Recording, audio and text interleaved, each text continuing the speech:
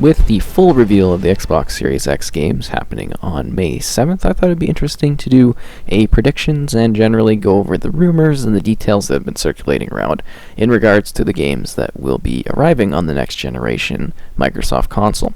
So we're going to kind of go over what we know, what's been rumored, games we might see, and just kind of go over a little bit of the hype surrounding this event, because it's going to be really interesting as the new generation is on the horizon and things are a little bit different without the availability of E3. I know personally I'm going to be a bit disappointed in the future knowing that this could have been something I could have attended in person.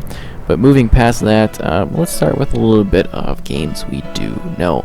So first off, Halo Infinite. This is supposed to be the big launch title day one.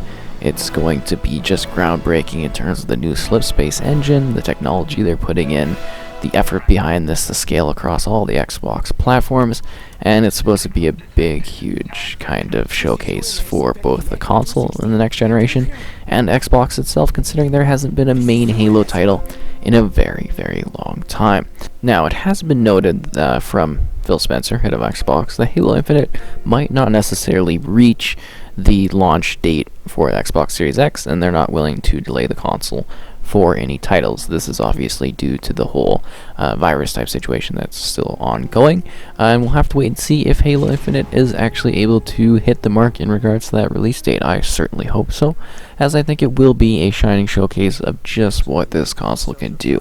That being said, I do fully expect to see actual gameplay of it, considering it's been so quiet around this title, and we're supposed to be starting to get information rolling out about it around this time, just due to how massive of a game it is. The next title that I think we will see perhaps more of is Senua Saga Hellblade 2. Obviously, the first Hellblade, huge acclaim, very well-loved title. The initial showcase for the second one was stunning, using truly next-generation visuals, and I can't wait to see if we get at least a little bit more of it, something of a tease, more info on what that's going to be. It should be exciting to see how that is revealed. I also fully expect to see Grounded gameplay. So that was supposed to launch in spring in terms of being a Xbox game preview title. I still assume that's going to happen, and we will very likely maybe even get a release date right away for when people are going to be able to check that out. So Grounded is a bigger than life, your small little miniature person. It's cooperative, you're building forts, you're collecting tools, and you're trying to survive in this dangerous backyard area. It looks very, very cool. Next up, Project Mara. So that is also from one of the big teams that's working on Hellblade, Ninja Theory. So they kind of just tease this project. We're still not really quite sure what it is. You'd have to see like the little tease of it to get a gist of it, but even then it's kind of like no idea. So we might see gameplay of that. We do know that it's being worked on, but I'm not sure if we're going to actually see something at the event. The next one would be Everwild. I fully expect to see gameplay of that. That is one of Rare's teams or group of individuals or developers from Rare working on that. So that is a cooperative, large-scale sort of really just lovely looking game in terms of the artwork and the design. It's been in production for a number of years, so this might be the full kind of details and release date information around that one. Moving past that, we might also see more from Age of Empires 4. Now, we know that this title is going to be available on PC. The bigger question is, will we also see this on Xbox? This is the long-awaited next entry in the real-time strategy series. I know we still haven't seen the third one getting its definitive yet, so this might be a little bit more off, but they did tease the gameplay of it. It looks fantastic, it looks stunning, and it looks like the next evolution for a very, very well-loved franchise that has been sitting aside for far too long. So at the event, I also really do expect to see Cyberpunk 2077. So that is going to be a big showcase. It's going to be a smart delivery title, so if you buy it on Xbox One, you get the Xbox Series X version and upgrades for free, and there's no extra cost. And Xbox does have the marketing for it, so I do fully expect to see that one present at the show, especially moving towards and getting closer to that final release date of the game. Watch Dogs Legion is another title that might show up. I'm not fully expecting it to be there. due to the marketing around it, but the Watch Dogs Legion might be showcased. Another similar title would be Outriders, which is supposed to be this large-scale sort of Destiny-like experience from People Can Fly. I should also mention for context, Watch Dogs is like an open-world sandbox game where you're going to be able to do multiple perspectives, and it's very hacking-based, just for those maybe not familiar with that franchise. Another title is supposed to be Tom Clancy's Rainbow Six Quarantine, which is a build upon kind of the stuff that Siege set up. And with mentioning Siege, Rainbow Six Siege, that is going to be upgraded, so they might showcase gameplay from that at the show. And then maybe also Gears 5 upgraded footage at the show, because we've already gotten some of that showcase previously, because that is a confirmed title for the release of the platform.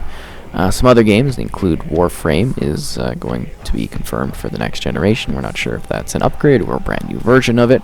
We'll have to wait and see on that one. We could see gameplay at the event.